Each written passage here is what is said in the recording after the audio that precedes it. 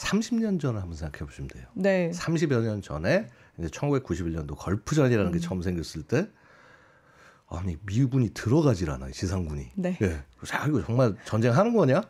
한 거의 40일까지는 공습만 했죠. 그렇죠? 네. 그 왜 그러냐면 지상군의 피해를 줄이려고 하는 겁니다. 마찬가지로 지금 이스라엘이 지금 이 상태에서 네.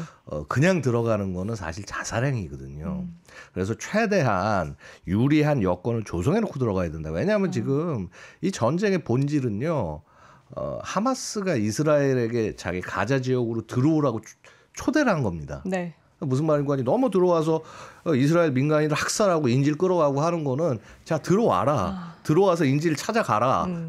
이거를 보여주는 거고 결국 뭐냐면 들어와서 파괴와 살상을 최대한 하는 모습을 국제사회에 보여주겠다는 게 하마스의 목적이라고 볼 수 있거든요. 이스라엘도 그렇게 하는 모습을 보여주려고 하는 건가요? 아니죠. 이스라엘 같은 경우는 사실은 이제 그게 좀 힘들 겁니다. 왜냐하면 기본적으로 국민들이 분노에 끌어오르겠죠. 그렇죠. 그래서 그걸 달래기 위해서는 당연히 하마스에 대해 대가를 치러야 되는데 또 국제사회에서는 야 이거 전쟁 길게 끌고 가지 마라. 민간인 많이 죽이지 마라. 그러면서 사실 많은 나라들이 강하게 얘기를 하고 있어요. 네. 어떻게 보면 이스라엘 최대 후원국이라고 할 수 있는 미국조차도 네. 이스라엘의 작전은 인정을 하지만 그렇다고 해서 민간인들을 마구 살상하는 이런 것은 피해라 네. 라는 메시지를 굉장히 강하게 보내고 있어요. 결국 이스라엘도 어느 정도는 그러한 쪽에 따라갈 수밖에 없다. 왜냐하면 이 전쟁 자체가 어떻게 보면은 국제사회의 인지를 조작하기 위한 하마스의 어떤 그런 어찌 보면 자살 공격과 같은 거죠. 네. 왜 자살 공격이라고 그러냐면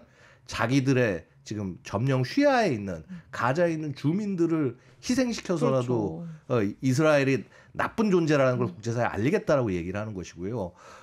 이스라엘 입장에서는 그래서 그런 것들을 차단하면서 그래서 소위 그래도 최소한 우리 국제법에 따라서 교전하고 있다라는 그런 어떤 외양을 만들면서도 네. 어쨌거나 하마스를 포함한 그런 대상들에게 최대한 복수를 하는 것이 이스라엘의 목표가 될 것이다. 네. 결국 결론적으로 한마디로 말씀드리면 지상전 반드시 한다. 반드시 한다. 네. 근데 다만 그 규모가 우리가 생각하는 것처럼 무슨 뭐 2차 세계대전 뭐 스탈린그라드 전투하면서 막 뒤엉켜서 싸우는 이런 거 안 한다는 겁니다. 네. 왜냐하면 지금 이 현대전의 교훈은 뭐냐면요. 시가지 아무 생각 없이 들어갔다가는 다 전면한다는 겁니다. 이거는 사실은 우리 당장 눈에서 본 게 있죠.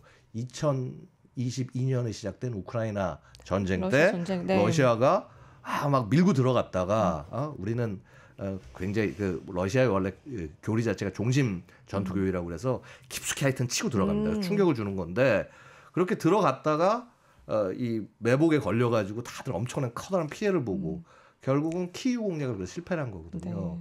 네.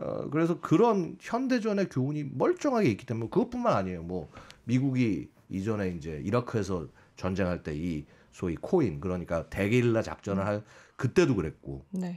그다음에 뭐 우리 유명하지만 뭐 시리아에서 IS들하고 이렇게 뭐 시리아 정부군 기타 뭐 다른 세력들과 막 이렇게 뒤엉켜서 싸우는 시가전도 굉장히 치열하고요. 그래서 이게 교훈은 뭐냐면 시가 함부로 들어가는 거 아니다. 아, 그렇군요. 확실하게 준비가 되고 된 상태로 들어가야 되고 아마도 소수의 병력만을 보낼 것이라고 봅니다. 이미 이스라엘은요 2021년에 이스라엘 하마스 분쟁에서 이때 소수의 다영역 작전 부대 르바임 부대라고 부르죠. 르바임. 네. 르바임이 이제 뭐냐면 성경에 나오는 이제 거인인데 근데 뭐 이걸 뭐 하여튼 국내에서 유령이라고 뭐 번역하기도 하는데 소위 98 유령 부대라고 하는 그 다영역 작전 부대라는 것을 만들었는데 이게 뭐냐 하면 그 뭐 조금 치면 어떤 여러 가지 그냥 기본적으로 보병 부대일 텐데 여기에 보병만 있는 게 아니라 이 도심지나 이런 거 보면 지하도 터널 같은 거 많죠. 그렇죠. 그러니까 그거 전문으로 하는 공병 부대. 그다음에 이렇게 이제 막 무인 차량 왜냐면 희생이 되면 안 되니까 무인 로봇 같은 걸 보내서 하는 정찰조. 그다음에 심지어는 여기에 심리전 하는 부대도 따라 붙고요.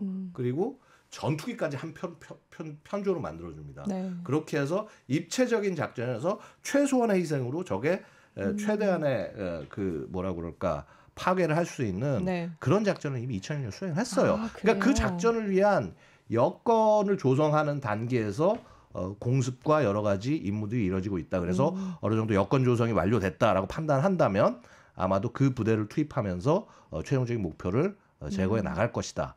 이렇게 예측합니다.